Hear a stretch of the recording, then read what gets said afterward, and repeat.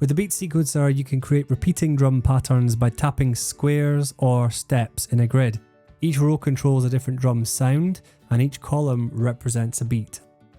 So clicking on the beat sequencer then, you can see you have got all the different drum parts here. You've got percussion, and you've got the toms, the different drums, some cymbals and hi-hats, clapping, snare drum, and this here is your bass drum. And as you see, as soon as you tap the first one, you can hear it starts to cycle through.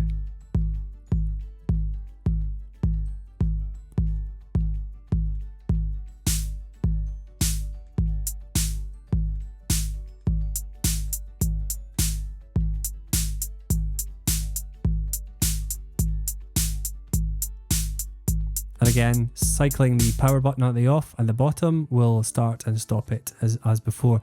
So a sequencer basically is a linear way of adding in different layers in a particular time scale, in which case we've got 4 beats here.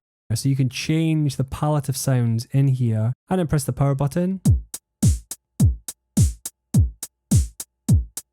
When you click on each of these steps, as they're called, you can turn them on and off. You can illuminate them and make them basically occur as the loop happens. You can drag across the grid to turn multiple ones on. You can deselect them. You can use your finger and say you wanted them to be constant, and you can have a listen. You can also randomize. So likewise with the previous video, this dice symbol here, you can add in a random one. Let's have a listen.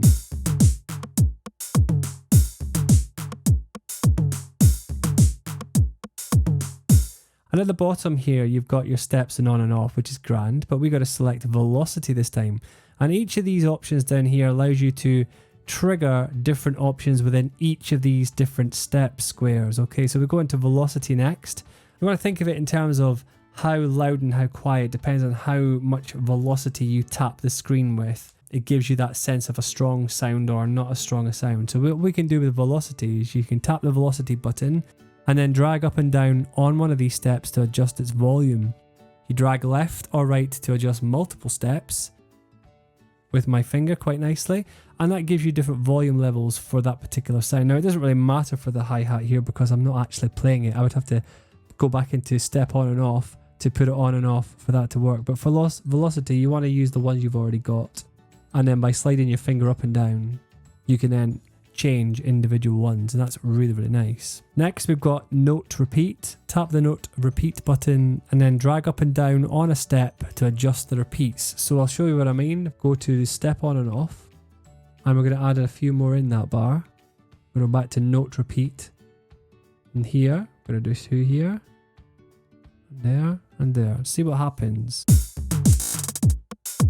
So you can have a real almost like Aphex Twin series of simple sounds in there, which sounds almost glitchy, but it's a really nice effect.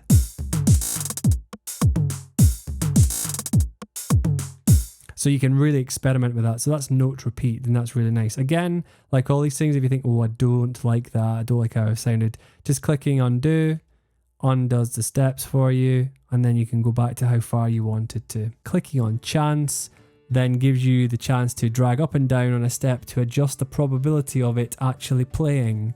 So I'll show you what I mean. Say that I didn't like this second hi-hat here. What I could do is I can drag down and I can adjust the probability of it playing in maybe 25%. So 1 in 4 chance of it actually playing in this loop. So every time it cycles 4 times, I can then maybe think about, oh, let's have a listen.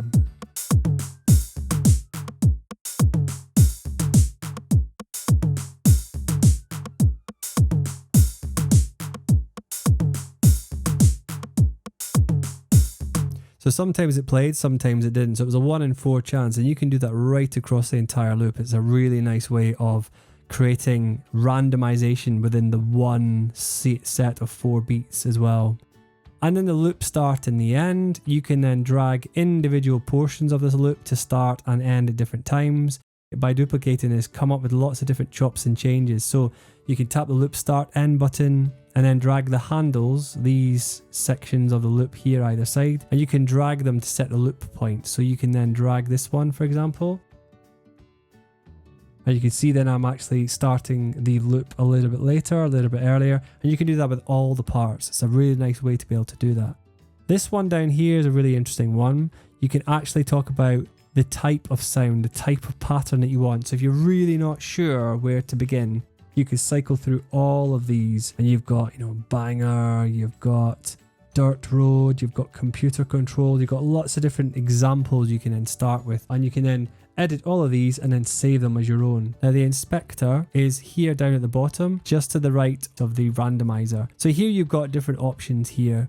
How many different steps you've got. You can make it longer, you can make your loop shorter. So here at the moment we've got 16 steps, but I could choose to make it double that, or I could keep it nice and simple. You can also change the rhythm, so you can go for quavers, semi-quavers, demi-semi-quavers. So obviously semi-quavers is pretty good, you can get quite granular with that one.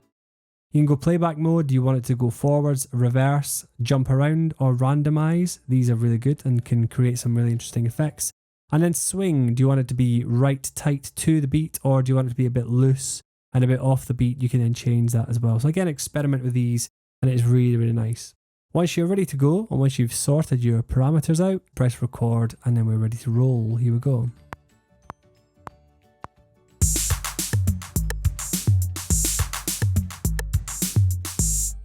So once you've recorded it and once you've got everything you need, it will then let you start a different pattern. So it's probably worthwhile you save your pattern before you go back to the track view. Otherwise, sometimes it can lose it. It will not remember it forever. So well worth having a look at all of that. Remember to save your ideas and remember to share them, and randomize if you want to, change your sounds, and then have a little play and see where it takes you. Because next we're going to have a look at how you play the amp in Garageband for iPad using a real electric guitar or bass guitar, and you can use realistic amp sounds. So join us for that one, and thank you very much for watching this one. Hope you have a lot of fun.